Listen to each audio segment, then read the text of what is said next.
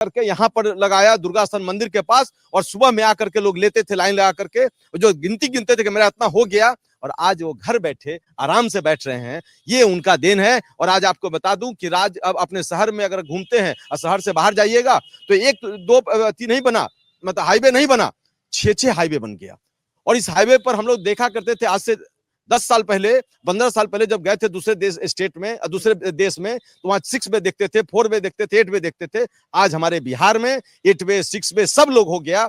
और एक चीज की तारीफ कर दूं, प्रभात जी से लेकर आप तक आंकड़े आप लोग खुद लेकर आते हैं, खूब लेकर आते हैं, खुद नहीं खूब आता हूं, मौका देता हूं और आप पर भी आता हूं, लेकिन मुझे लगा जब विपक्ष आ गया तो भूमिका बराबर होनी चाहिए।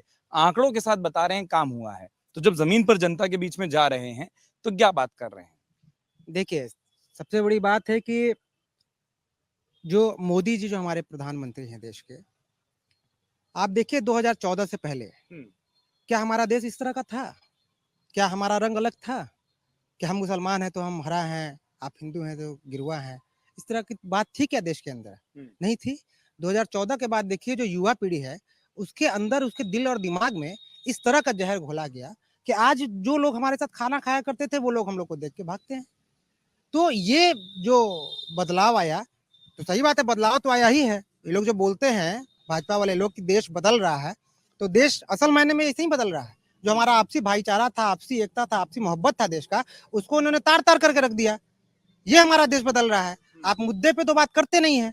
आप चुनाव में जब भी आते हैं तो हिंदू, मुस्लिम और जाति, धर्म, जात-पात इसी पे बात करते हैं। अरे भाई मुद्दे पे बात कीजिए ना। बेरोजगारी पे बात कीजिए, रोजगार पे बात कीजिए, नौकरी पे बात कीजिए, शिक्षा पे बात कीजिए, स्वास्थ्य पे बात कीजिए। इस पे बात होनी चाहिए ना।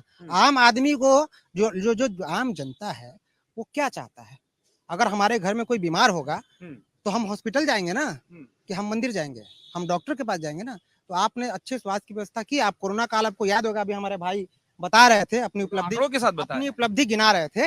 अच्छी बात है। देखिए हम लोग, सब लोग शहर में एक ह्यूमैनिटी के नाते, इंसानियत के नाते, वो समय ऐसा था, सब भाई हम लोग एक होकर के उस समय में सब लोगों की मदद किए।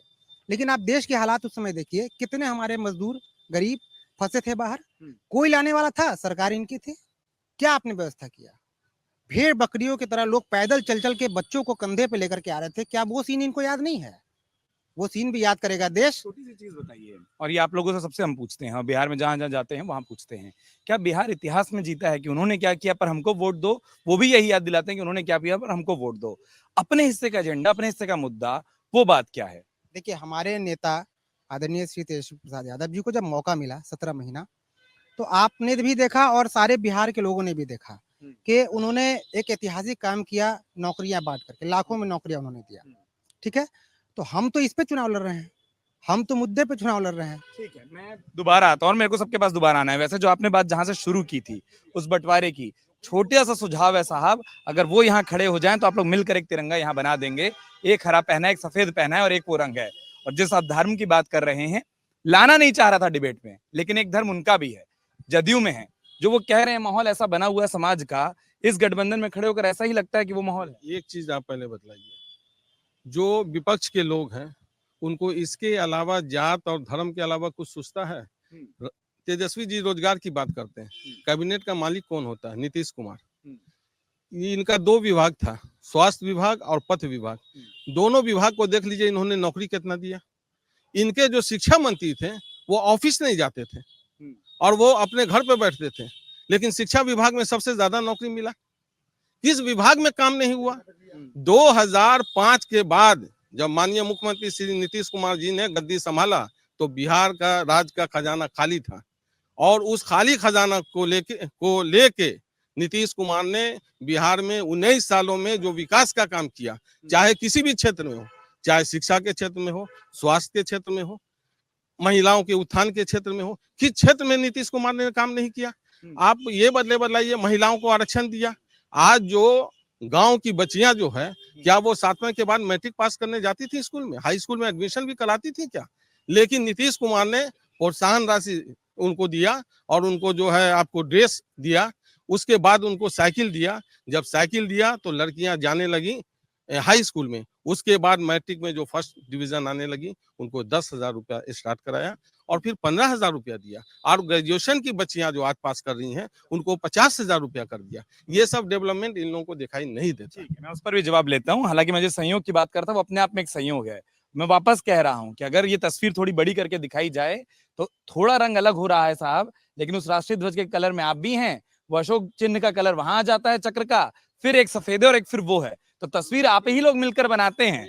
उसमें देखने का नजरिया है कि आप उसको बांट कर देखिए या जोड़ कर देखिए। अब ये जो बात थी कि, और ये तो बात सही है कि हमने प्रचारों में कुछ शब्दों का प्रयोग देखा।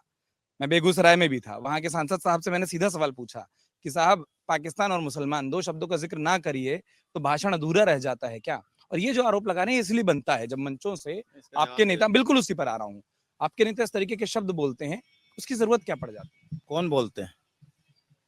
जो सोनिया के शहजादे हैं उनके गुरु सैम पित्रोदा कौन बोलते हैं? वो कहते हैं कि काला जो है उसको अफ्रीकन बनाते हैं, काले हमारे कृष्ण हैं, काले हमारे राम हैं। हमारे आस्था पर कोई अगर उंगली उठाएगा तो उसे मोदी की गारंटी वो टिक नहीं पाएगा। और ये कहते हैं मंदिर जाने से क्या होगा?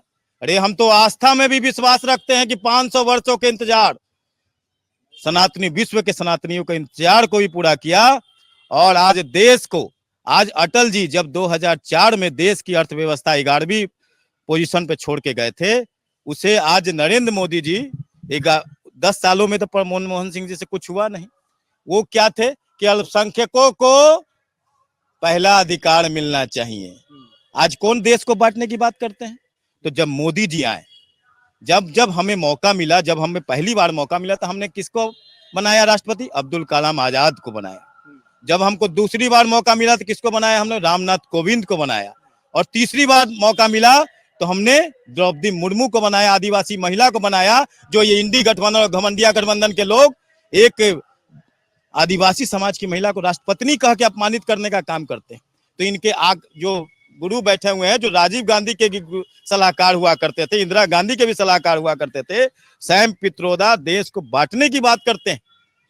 उन्होंने कहा ना कि हमने कहा। एक बात है ना प्रभा जी कि अगर आप ये वीडियो YouTube पर देख रहे हैं तो हमारे चैनल को सब्सक्राइब करें और बेल आइकन को दबाना ना भूलें। अगर आप Facebook पर ये वीडियो देख रहे हैं तो हमारे पेज को लाइक करें।